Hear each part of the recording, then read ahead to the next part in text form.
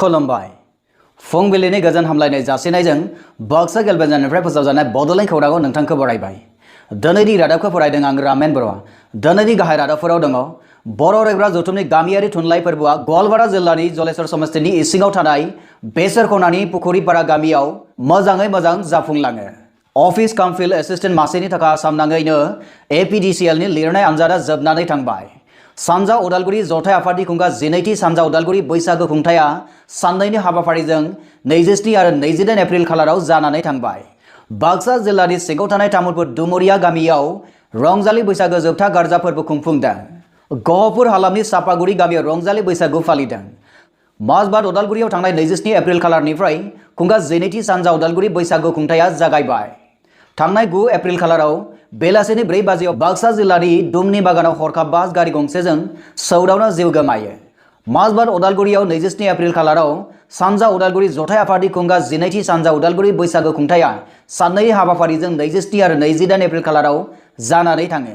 गुवाहाटी नोगोराव सासे दुथां बाबाया सासे 18 बोसोर बैसोनि हिनजावसाखौ जिनाहारि खालामनानै गथ' जोनोम जाहोनाया सानसयल्य सोमजिहोदों।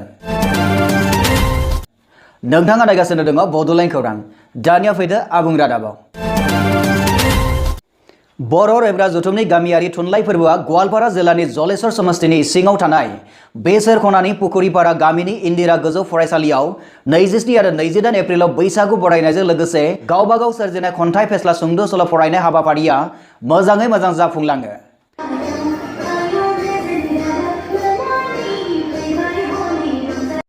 बे मेलाव बर' रायग्रा जथुमनि थान्दै मेलबो जयो आरो फैगौ जुन दानाव नरवे हादोराव दावबायारि हानजाया थांगोनफोरनि सायाव सावरायो आरो मेलखौ बेखेवनानै होयो बर' रायग्रा जथुमनि बोसोनगिरि राखाव बसुमतारिया। 28 एप्रिल फुंनि बाहागोआव फिरफिला बिरहोयो बर' रायग्रा जथुमनि आफादगिरि राजेन बसुमतारिया आरो मुंख्लंनो मान बावो लेङाइ आफादगिरि मानव कुमार रामसियारिया। बेनि उनावहाय सावरायखुंनाय जायो।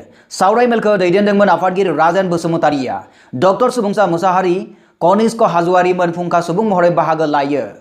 बर' थुनलाइ आफादनि बारग' नेहाथारि सभाराम बसुमतारिया लखिपुर हालामनि बर'फोरनि बागै सावराय बिदां फरायथिनानै होयो।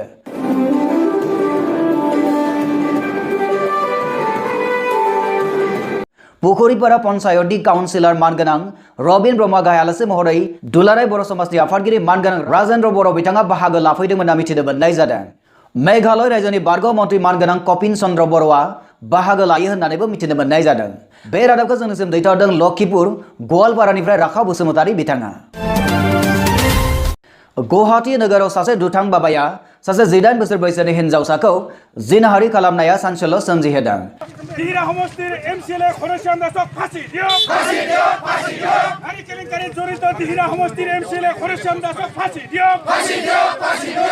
मोनथिनो मोननाय बादिब्ला बै दुथां बाबाया जाबाय 23 नं दिहिरा बियाबनि GM धनश्याम दास। ভালৰ কথা তেখেতক ফাঁচি দিব লাগে। আমাৰ মতে আমাৰ নিচিনা বহুত নাৰীয়ে তেখেতৰ নিচিনা মানুহ এজনৰ লগত নিৰ্যাতন হৈ আছে। अदेबानि धनश्याम दासखौ गुवाहाटीयाव थानाय सारगावआव पुलिसा हमबाय होननानै मिथिनो मोननाय जादों। निर्वाचित प्रतिनिधि धनश्याम दास डांगरिया तेखेते ग्रेप्तार होवाखौ आमि होफैगासिनो। थांनाय 22 एप्रिल खालाराव बाक्सा जिल्ला उदालबारि BPF मावखुलियाव घनश्याम दासनि मुसुखा सावो आरो BTC परिषदनिफ्राय एरख'नो दाबि दैखाङो। दाबि जनाबो माने आमि কৈছো ইয়াৰ जितु सदस्य पद আমাৰ BTC परिषदত খাৰিজ কৰিব লাগে। अफिस काम फिल्ड एसिस्टेन्ट मासिनि थाखाय आसाम नाङैनो APDCLनि लिरनाय आनजादा थांनाय 28 एप्रिल खालाराव जोबनानै थांबाय। आसामनि दाब दाब जायगायाव जानाय बादि बाक्सानि बरमा जौसिन फरायसालिमायावबो खुंनाय जायो। सलुंनिफ्राय मोनथिनो मोननाय बादिब्ला आसाम नाङै गासै 2,35,000 बिनायसाफोरा बे आनजादाव जिरायदोंमोन। बेनिनो 600 बिनायसाफोरा बरमा कलेजाव आनजाद लिरदोंमोन। जोंनि खौरांगिरिया सोंनायाव आनजाद सामलायगिरि बरमा सार्कल अफिसनि बिबानगिरि साइफुद्दुल्ला खाना आनजादा मोजाङै मोजां जोबनानै थाङो होननानै फोरमायथियो। गुबुन गुबुन जायगानिफ्राय आनजाद लिरनो फैनाय बिनायसाफोरनियाव जोंनि खौरांगिरिया सोंनायाव फोरमायदि सोंथि बिलाइया एसे गोरलै जादों। ब्युरो रिपर्ट बड'लेण्ड खौरां। सानजा उदालगुरि जथाय आफादनि खुंगा 12थि सानजा उदालगुरि बैसागो खुंथाया साननैनि हाबाफारिजों 27 आरो 28 खालाराव जानानै थांबाय।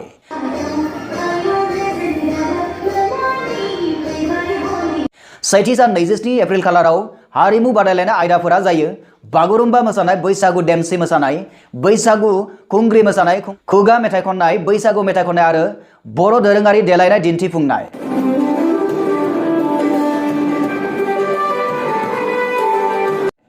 थुनलायारि बादायलायनाय आयदाफोरा जाय बाथ्रा दान्थेलायनाय हरखाब बुंथिनाय लोगोसेनो बुलुर गेलेनाय माराथन खारनाय गेलेनाय बादायलायनाय आयदाफोराबो सेथि सानाव मोजाङै जालांगोन होनना जोंनिसिम खौरां मोनफैदों।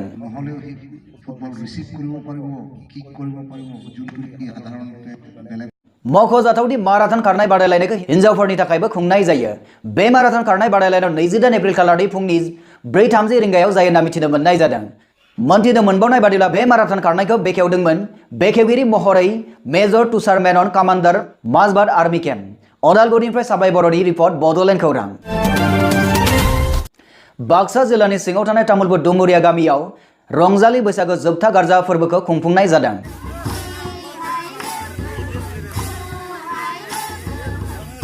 बे हाबाफारियाव बाहागो लादोंमोन दुमुरिया गामिनि बोसोनगिरि सरबिन्द बर' आरो नेहाथारि चन्दन बर' बिथांमोना।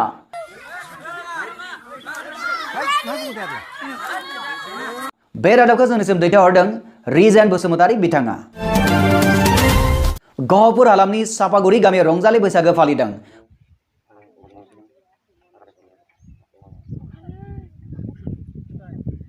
बे फालिथायाव गामिनि लाइमोन आफादा मैखोम बाहागो लानानै मोजाङै दैदेनलांदोंमोन होनना मिथिनो मोननाय जादों।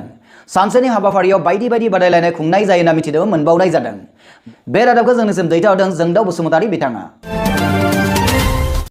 माजबाद अदालगुरियाव थांनाय 27 एप्रिल खालारनिफ्राय खुंगा जेनेथि सानजा अदालगुरि बैसागु खुंथाया जागायबाय।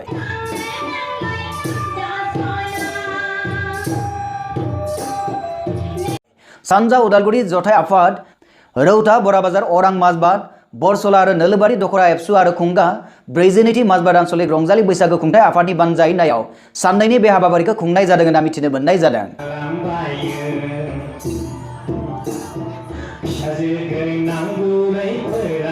लकेश्वर ब्रह्म गोसोखां गेजेर गोजौ फरायसालिनि गेलेग्रा फोथाराव माजबाद उदालगुरियाव खुंजानाय सेथि साननि हाबाफारि बायदियै गाहाय दरखं बेखेवो माजबाद आन्सलिक रंजालि बैसागो खुंथाय आफादनि आफादगिरि रबिन्द्र बसुमतारिया।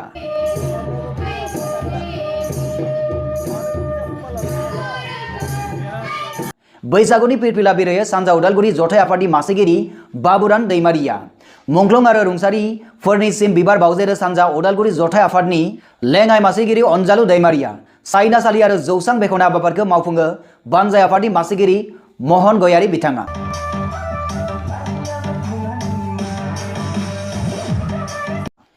बिफां गायनाय हाबाफारियाव गायजेनगिरि महरै बाहागो लाफैयो रबिन्द्र मुसाहारि।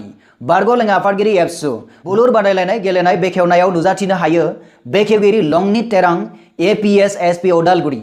थुनलायारि बादायनाय बेखेवनाय हाबाफारिखौ बेखेवो प्रफुल्ल दैमारि। लिंथुमगिरि मुंख्लं सोरबां सुबुं बिहुराम बर' फोथाय फुनजि। हारिमु बादायनाय बेखेवनाय हाबाफारिखौ बेखेवो सुगुदर बर' बोसोनगिरि माजबाद गुरि बर' थुनलाइ आफाद। जोंनि खौरांगिरिया फोरमायहरनाय बादिब्ला मोनद' दखरानिफ्राय सा 50निबो बांसिन दखरानिफ्राय हाबाफारियाव बाहागो लाफैयो। गासैबो बादायलायनाया मोजाङै मोजां जादों होननानै फोरमायहरदों अदालगुरिनिफ्राय साबाय बर' बिथाङा। क'क्राझार जिल्ला दुलाराय गुदि बाथौ आफादनि 28 एप्रिल रबिबार सानखालि गेलेनो गोनां लटारि खेलाखौ गोबां एंगारहायै जाहोननि थाखाय दोनथ'नानै फैगौ 9 मे रबिबार सानखालि बेलासि 3 रिंगायाव होफिननाय जासिगोन होनना मिथिनो मोननाय जादों। बेनिखायनो दुलाराय गुदि बाथौ क'क्राझार जिल्ला आफादनिफ्राय साफ्रोमबो रायजो राजा बिथांमोननिसिम निमाहा बिहरदों बड'लेण्ड खौरांनि गेजेरजों। बड'लेण्ड खौरांनि गासै नायगिरि नोंथांमोनखौ फिन साबायखर जासिनानै दिनैनि रादाबखौ एसेबांनो फोजोबनाय जाबाय। गोजोन्थों।